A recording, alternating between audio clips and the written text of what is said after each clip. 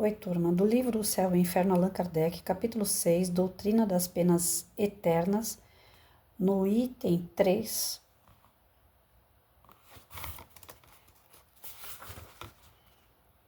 Quanto mais próximos do estado primitivo, mais materializados são os homens. O senso moral é o que desenvolve mais tardiamente. Por isso mesmo, só podem fazer uma ideia muito imperfeita de Deus e de seus atributos, e uma ideia igualmente vaga da vida futura. Assemelham Deus à sua própria natureza, figurando-o como um soberano absoluto, tanto mais temível quanto é invisível, como um déspota que, oculto no seu palácio, jamais se mostra ao povo. Deus só é, então, poderoso pela força material, porque eles não compreendem o poder espiritual. Só o concebem armado com o raio em meio aos clarões da tempestade, semeando a sua passagem a ruína e a desolação à maneira dos conquistadores invencíveis. Um Deus de mansuetude, de misericórdia, não seria Deus, mas um ser débil que não poderia fazer-se obedecer. A vingança implacável, os castigos terríveis, eternos, nada tinham de contrário à ideia que faziam de Deus, nada que lhe repugnasse à razão. Implacáveis eles mesmos nas suas lutas, cruéis para os inimigos, impiedosos para com os vencidos, Deus, que lhes era superior, devia ser ainda mais terrível do que eles.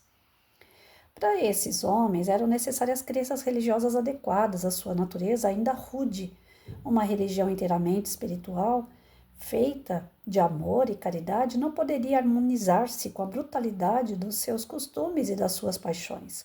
Não acusemos, pois, Moisés por sua legislação draconiana, que era apenas suficiente para conter um povo indócil, nem de haver feito de Deus um ser vingativo. Era o necessário para a época. A sua doutrina de Jesus não poderia encontrar eco e se mostraria impotente. Então, assim, a espiritualidade, gente, eles poderiam vir com uma varinha de condão, né, e resolver todas as paradas. Nossa, podia. Mas eles devem fazer isso? Não.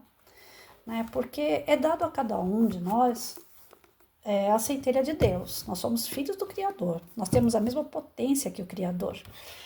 Nós podemos ser co-criadores, nós podemos ser luz, nós podemos nos desenvolver e ser espíritos elevados. Mas para isso, nós temos que ter um mérito, né? Então não é assim, o pessoal mais desenvolvido chega aqui com a varinha mágica e fala, pronto, a Patrícia agora é um ser de luz, é um ser perfeito. Podiam ter me criado já perfeito, mas qual seria o meu mérito? Qual seria o mérito de cada um de nós? Né? Então Deus, quando ele age perante a vontade dele da criação, ele quer ver cada um ter o seu mérito no seu desenvolvimento, que é individual. E aí é que tá. Ele coloca a gente em situações para que isso vá nos ofertando condições para o nosso aprimoramento. E desde que nós fomos criados simples e ignorantes, nós passamos por vários processos de aprendizado, várias oportunidades de encarnações, onde essas experiências vão nos tornando seres melhores. A princípio, por ser ignorante, não adianta falar para um cara ignorante sobre a palavra amor. Pega um cara pré-histórico e fala para ele, você tem que amar o seu semelhante. Ele não entende nem a razão de vida dele mesmo. Ele age por instinto, ele tem fome, ele vai lá e caça e mata um bicho e come. Nós agíamos dessa forma na era dos símios, né? Que é o ser mais próximo, que está naquela transição entre o reino animal e o reino hominal. A gente estava estudando nos Exilados de Capela, né? No outro canal, e ele cita que não existe uma comprovação de sair de um reino animal para entrar no reino hominal. Não tem nada registrado nesse processo. Mas o homem, ele se parece muito com a era dos bichos, né? Dos animais. Por agir por instinto. Ele está tão ignorante ali no seu princípio que ele age como se fosse um animal, mas ele não está no reino animal, vejam bem, né? São reinos diferentes. E cada um desenvolve dentro do seu reino, né? O reino vegetal se desenvolve no reino vegetal, o reino animal se desenvolve no reino animal, e a gente incorpora o reino hominal a partir do momento que esse ser, essa centelha de Deus criada simples e ignorante, passou por processos e se torna ali encarnado como homem, mas ainda agindo como se fosse um animal a princípio. Então, quando chega na era de Moisés, já tem a consciência, lógico, já tem inteligência, mas ainda não tem a moral. Aí chega Moisés e fala assim, gente, vocês precisam amar o próximo. Ele não vai querer amar o próximo, porque eles estão ali, como é que fala? Poxa, me faltou a palavra agora. Olho por olho, dente por dente, né? Ainda tá naquilo, toma lá da cá. Se você me bater, eu bato também. Se você ferir alguém, você também vai ser ferido. Aí chega Moisés e fala, tá bom, então vamos fazer uma lei desse tipo, para ver se a gente contém, né? Porque já que tá todo mundo querendo matar todo mundo, então se você fizer, você também vai receber. Aí vem com essas leis mosaicas, que é para conter a agressividade, né, a selvageria ainda de espíritos endurecidos. Estava errado isso? Na nossa época de hoje tá, mas na época dele não. Hoje nós temos uma consciência que não é preciso revidar.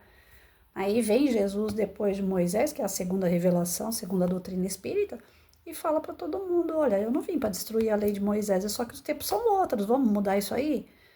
Tá na hora de amar seu irmão.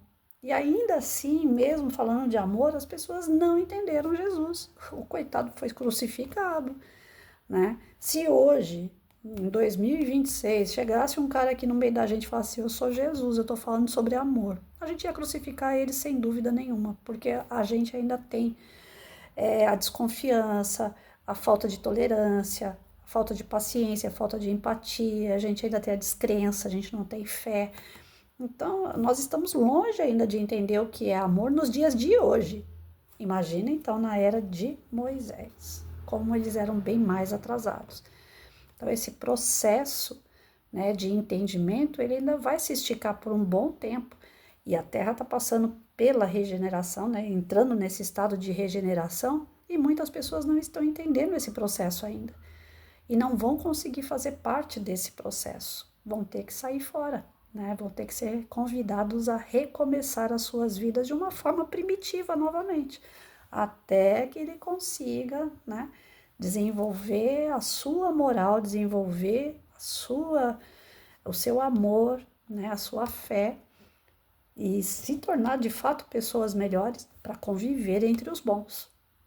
Então esse processo que a gente acabou de ler aqui, ele não só ocorreu na era de Moisés, como ele vem ocorrendo na era de Jesus e até nos dias de hoje. Né? O homem, ele vai engatinhando para o seu progresso. É de pouquinho em pouquinho que a gente vai entendendo isso. Não vai ser tudo de uma vez. A espiritualidade poderia fazer tudo de uma vez para a gente, mas a gente não teria mérito nenhum. E isso não é o que Deus quer. Deus quer que cada um seja responsável pela sua própria vida, tendo o seu próprio mérito. E nós somos capazes, porque nós somos filhos de Deus.